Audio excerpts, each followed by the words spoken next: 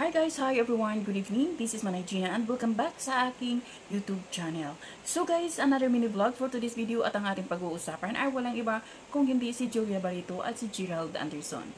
Napanood ko kasi sa Showbiz Updates ni OG Diaz at yun nga, napag-usapan nga about kay Julia na parang ayaw na ni Julia or sa madaling salita, ayaw na ni Julia makita si Gerald Anderson. Pero si Gerald naman daw is talagang pinupurso niya si Julia at palaging pumupunta doon sa bahay nila ni Julia. Yun na nga lang, si Julia ang ayaw nang makita si Gerald. So si Gerald is parang nag-hold on pa sa kanilang relasyon, pero si Julia naman is parang gusto nang bumitaw. So di natin alam guys kung totoo ba o hindi, pero kasi kapag si OG Diaz na ang nagbalita, alam naman natin na meron siyang reliable source. At dito nga, nasabi nga ni OG Diaz, pero gusto niya pa rin ma-interview ang isa sa kanila, either si Gerald or si Julia, kasi nagsimula nung wala na silang pansinan o hindi na sila nakikita.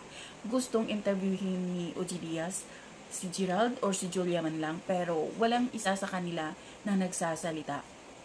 Kumbaga, tahimik ang bawat kampo.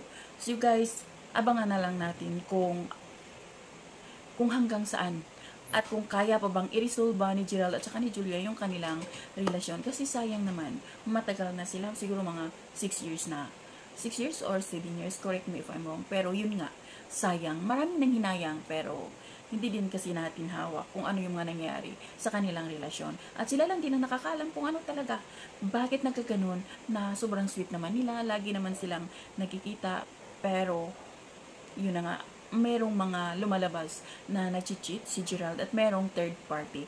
So itong lahat ng ito guys is bumabase lang tayo dito sa napapanood natin, sa nababasa natin. So hindi talaga natin alam ang punot dulo.